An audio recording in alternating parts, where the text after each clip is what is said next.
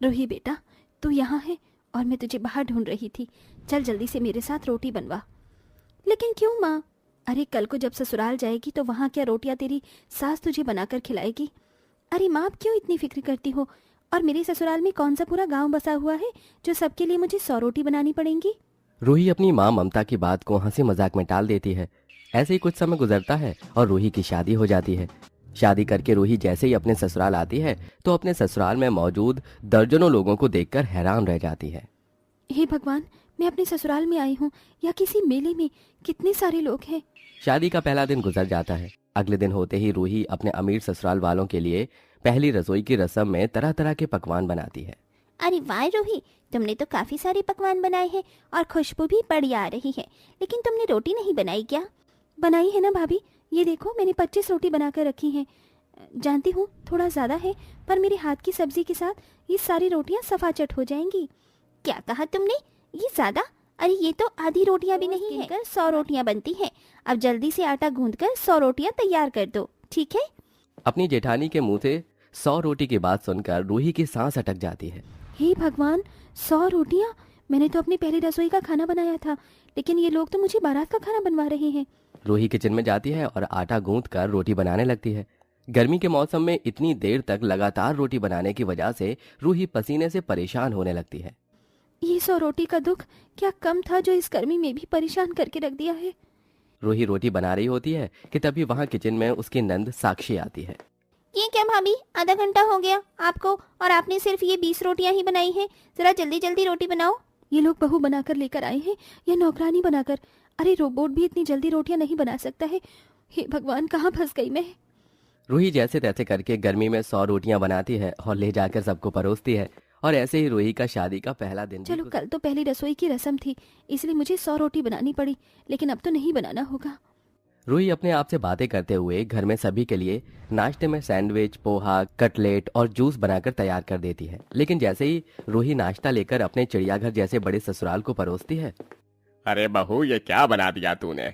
ये इंग्लिश खाना हम लोग नाश्ते में नहीं करते हैं। हाँ बहू, हम तो नाश्ते में भी रोटी और सब्जी खाते हैं। क्या? हाँ भाभी, अब आप जल्दी से रोटी बना दो, हम सबको भूख लग रही है। अपने ससुराल वालों की बात सुन रूही अब गुस्से में किचन में जाती है और ढेर सारा आटा गूंथ कर रोटी बनाने लगती है। लगता है मेरे ससुराल वालों को रोटी के अलावा और कुछ हजम नहीं होता। न जाने कैसा पेट है इनका। इतने अच्छे दिल से मैं सबके लिए इतना अच्छा नाश्ता बनाया था, सारा बर्बाद हो गया। रूही परेशान होकर गर्मी में खड़ी होकर रोटी बनाने लगती है। गर्मी में इतनी सारी रोटी बनाने के चक्कर में कभी रूही की रोटी जल जाती तो कभी उसकी उंगली। आखिरकार 100 रोटियां बनकर तैयार हो ही गईं।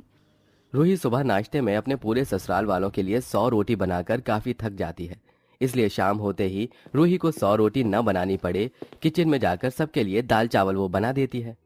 चलो अच्छा हुआ मैंने दाल चावल बनाकर रख दिए, वरना आज भी मुझे खाने में सबके लिए 100 रोटियां ही बनानी पड़ती। रूही पतीला भर के दाल चावल बनाकर अपने कमरे में बैठ जाती है। तभी जेठानी उसके कमरे में आती है। रूही, तुमने रोटी नहीं बनाई क्या? नहीं भाभी, आज दाल चावल बने थे तो मैंने रोटियां नहीं बनाई।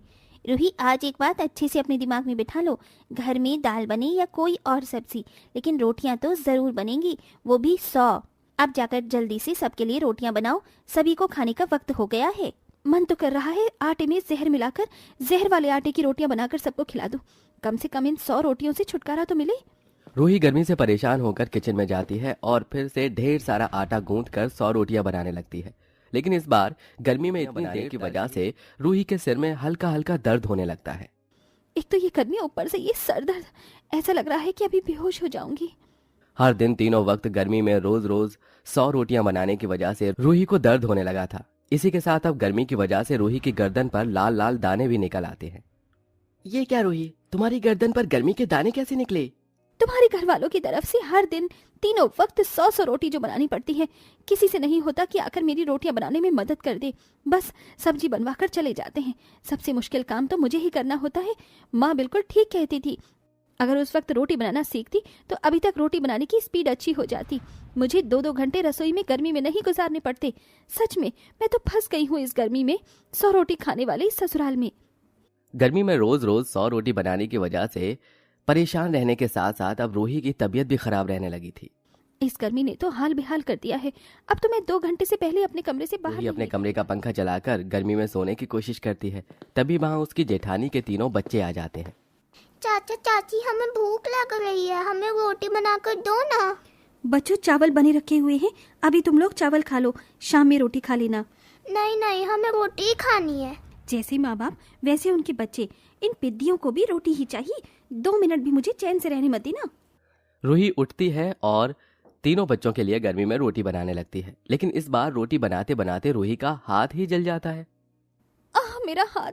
एक तो ये गर्मी, ऊपर से अब इस गर्मी में ये हाथ की जलन। भगवान, थोड़ा तो रहम कर मुझ पर। ये कैसे ससुराल वाले लिख दिए तूने ऐसे ही मेरे वक्त गुजरता रहता है और शाम को बहुत तेज बारिश होती है। वाह, कितने दिनों बाद इतना अच्छा मौसम हुआ है। भाभी, कुछ चटपटा खाने का मन कर रहा है। मैं जानती हूँ तुम सब लोगों का पकौड़े खाने का मन कर रहा है ना? मैं अभी सबके लिए पकौड़े। नहीं नहीं भाभी, पकौड़े नहीं, पकौड़े खाकर तो हमारे पेट में गैस बन जाती है। आप एक काम करो, सिल पर मूंगफली और लहसुन की चटनी पीस दो और उसके साथ साथ गर्मा गर्म रोटियां भी बना दो। हे भगवान, बारिश के मौसम में जहाँ हर कोई पकौड़े खाता है, इन लोगों को रोटी ही खानी है। इनका बस चले तो अपनी अंतिम यात्रा में भी ये अपने साथ रोटी लेकर निकले। रूही दोबारा किचन में जाती है और गर्मी में सबके लिए रोटी बनाने लगती है, जिसके चलते अब धीरे धीरे गर्मी में रूही की तबीयत और ज्यादा खराब होने लगती है। चलो, आज की 100 रोटियां तो बनकर तैयार हो गई। अब जाकर थोड़ी देर आराम कर लेती हूँ। 100 रोटियां लेकर जैसे ही रूही बाहर जाती है तो देखती है कि घर पर बुआ और मामी आई हैं। आइए, कैसे आना हुआ? रूही बहू, जाओ इनके लिए भी जल्दी से रोटियां बना कर ले आओ। बेचारी रूही खराब हालत में जाकर फिर से आटा गूंथ रोटी बनाने लगती है। लेकिन इस बार रूही गर्मी में गैस पर रोटी बनाते ही बेहोश हो जाती है। जब रूही बहुत देर तक किचन से बाहर नहीं निकलती तो प्रीति किचन में जाती है और देखती है कि रूही बेहोश हो चुकी है, जिसे देख वो सबको बताती है और अब सब लोग जल्दी से डॉक्टर को लेकर आते हैं। डॉक्टर साहब, क्या हुआ मेरी बहू को? वो बेहोश कैसे हो गई?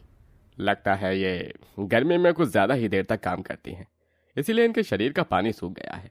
हम इन्हें ग्लूकोज अभी चढ़ा देते हैं और ये मैंने कुछ दवाइयाँ लिख दी हैं, आप इन्हें ले आइएगा और कल आप इन्हें चढ़ा दीजिएगा।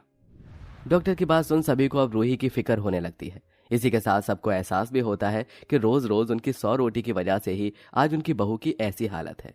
रूही बहू, हम लोगों को तो शुरू से ही इतनी सारी रोटियां खाने की आदत थी। हमने एक बार भी नहीं सोचा कि नई नवेली बहू इतनी सारी रोटियां बना भी पाएगी या नहीं।